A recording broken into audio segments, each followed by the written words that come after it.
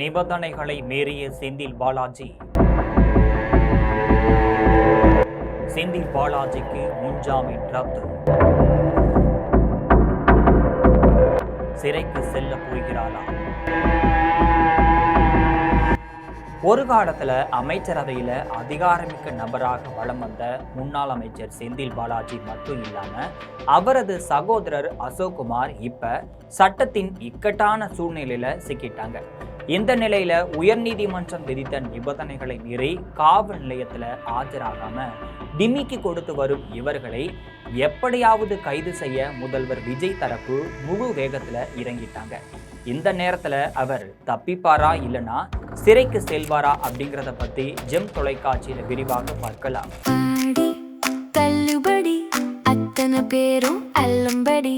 6 முதல் 60% வரை ஆடி தள்ளுபடியுடன் super Saravana stores, Chennai, Madurai, Kovai.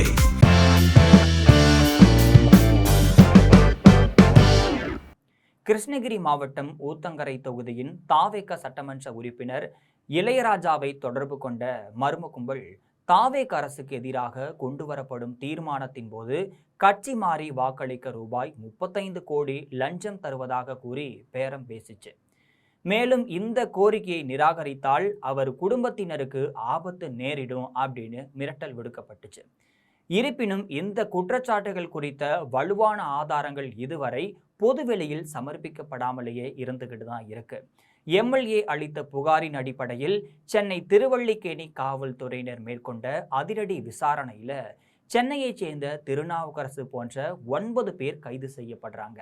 விசாரணையின் அடுத்த கட்டமாக தான் இந்த சம்பவத்தின் பின்னணியில் முன்னாள் அமைச்சர் செந்தில் பாலாஜி மட்டும் கிடையாது, அவரது சகோதரர் அசோக்குமார் இருப்பதா காவல்துறை வட்டாரங்கள்ல சந்தேகம் எழுந்துருச்சு. கைது நடவடிக்கையில இருந்து தற்காலிக தப்பிப்பை பெற செந்தில் பாலாஜி மட்டும் இல்லாம அவரது சகோதரர் சென்னை உயர்நீதிமன்றத்தில் முன்ஜாமீன் கோரி மனு தாக்கலும் செய்யறாங்க. மனுவை விசாரித்த நீதிமன்றம் நிபந்தனை முன்ஜாமீன் வழங்கி உத்தரவிட்டிருக்கு.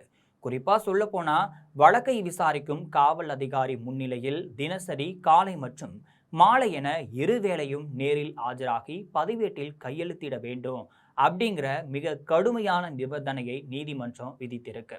ஆனா நீதிமன்ற உத்தரவு பிறப்பிக்கப்பட்டு 5 நாட்களுக்கு மேலாகியும் கூட 2 பேரும் இதுவரைக்கும் காவல் நிலையத்துல ஆஜராகி கையெழுத்து இடவில்லை அப்படின்னு காவல்துறை தரப்புல தெரிவிக்கப்பட்டிருக்கு.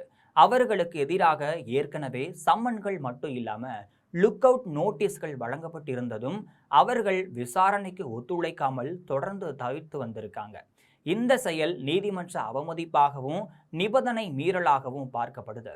நீதிமன்ற விதிமுறைகளை முறையாக பின்பற்றாத செந்தில் பாலாஜி தரப்பின் மீது தமிழக அரசு சட்ட ரீதியான நடவடிக்கைகளை துரிதப்படுத்தி இருக்கு.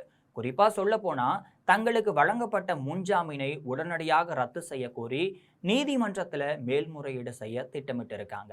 நீதிமன்ற அனுமதியோடு நிபந்தனைகளை மீறிய குற்றத்திற்காக செந்தில் பாலாஜி மட்டும் கிடையாது, அசோக்குமார் இவங்க 2 பேரையும் கைது செய்து சிறையில் அடைக்க முதல்வர் விஜய் தரப்பு மிக தீவிரமான நடவடிக்கைகளை மேற்கொண்டு வராங்க.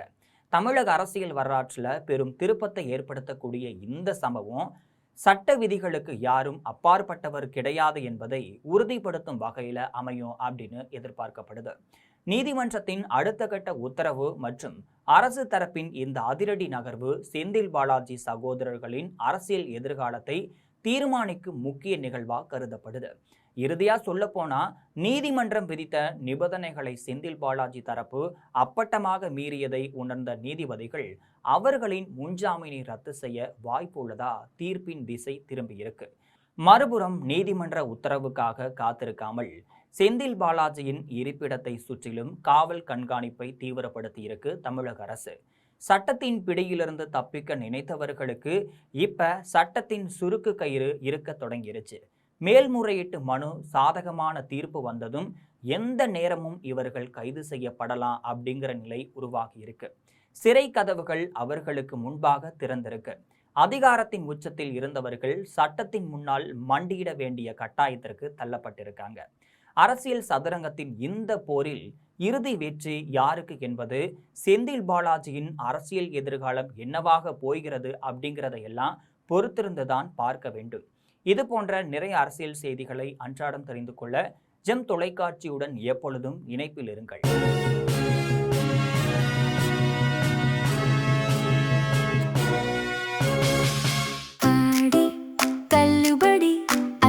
பேரும் அல்லம்படி 6 முதல் 60% வரை ஆடி தள்ளுபடியுடன் சூப்பர் சரவணா ஸ்டோர்ஸ், சென்னை, மதுரை, கோவை.